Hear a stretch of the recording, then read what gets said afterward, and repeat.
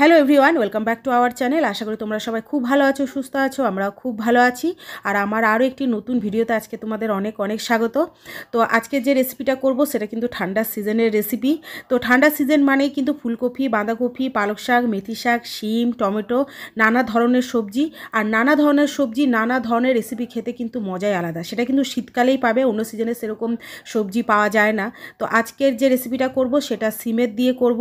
তো অনেকদিন ধরে ফ্রিজে সিমগুলো রাখা ছিল, তো ভাবলাম চলো একটা নতুন ধরনের রেসিপি করি। তো আমাদেরও নতুন ধরনের রেসিপি খাওয়া হবে আর তোমাদের সাথে রেসিপিটা শেয়ার করা হবে।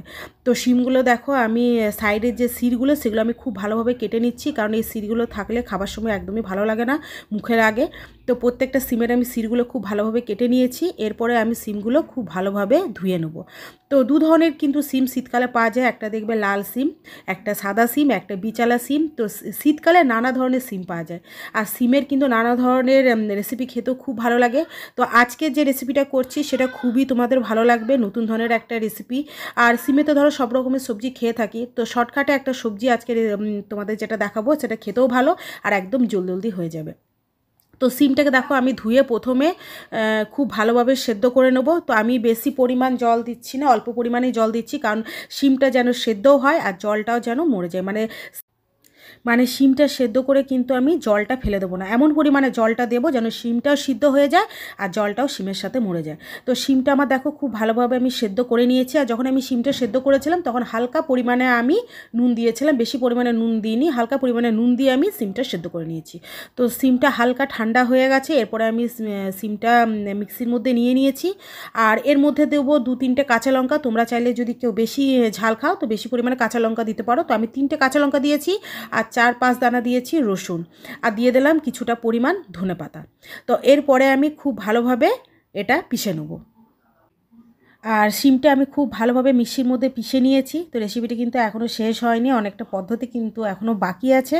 তো গ্যাসের মধ্যে আমি বসিয়ে দিলাম ফ্রাই প্যান, আর ফ্রাই প্যানের মধ্যে দিয়ে দিলাম কিছুটা পরিমাণ সর্ষের তেল। তো এই রেসিপিটা কিন্তু সর্ষের তেলে ব্যবহার করবে, সাদা তেল নয়। আর সর্ষের তেল দিয়ে যদি ব্যবহার করো তো রেসিপিটার যে টেস্ট আরও দ্বিগুণ বেড়ে যাবে। তো তেলের মধ্যে দিয়ে দিলাম কালো জিরে ফোড়ন, আর দিয়ে দিলাম 2টো শুকনো লঙ্কা। তো এরপরে একটু আমি নাড়াচাড়া করে নেব। আর আমি যে সিমটা বেটে রেখেছিলাম সেই সিমটা আমি এর মধ্যে দিয়ে দেব।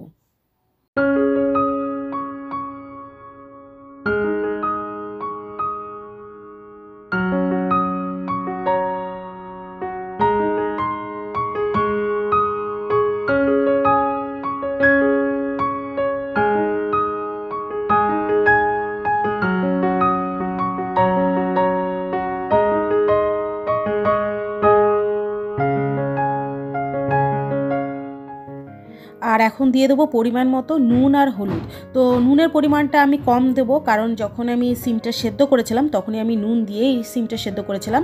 তো নুনের পরিমাণটা কম দেবো। আর দিয়ে দিলাম পরিমাণ মতন হলুদ আর হালকা পরিমাণে চিনি, যেন নুন ঝাল মিষ্টি সব সমান পরিমাণে হয়। তো সেই জন্য হালকা পরিমাণে চিনি দিয়ে দিলাম। তো এইভাবে নাড়াচাড়া করতে করতে একদম দেখো শুকনো হয়ে গেছে। তো এরপরে আমি নামিয়ে নেব। তো দেখো আমি নামিয়ে নিয়েছি, দেখতে তো দুর্দান্ত হয়েছে, জানি না খেতে কেমন হবে। তো আশা করি ভালোই হবে। তো তোমরাও একবার বাড়িতে এভাবে ট্রাই করে দেখতে পারো, একদম চট জলদি খাবার বলতে পারো, গরম গরম ভাতের সাথে কিন্তু দারুণ লাগবে। তো আমি তো বাড়িতে ট্রাই করলামই, তোমরা একবার ট্রাই করে দেখবে, আশা করি খুব ভালো লাগবে। আর আজকের রেসিপিটা যদি ভালো লেগে থাকে তাহলে কিন্তু অবশ্যই লাইক শেয়ার কমেন্ট আর সাবস্ক্রাইব করবে। চলো দেখা হচ্ছে নেক্সট ভিডিওতে, নেক্সট রেসিপিতে।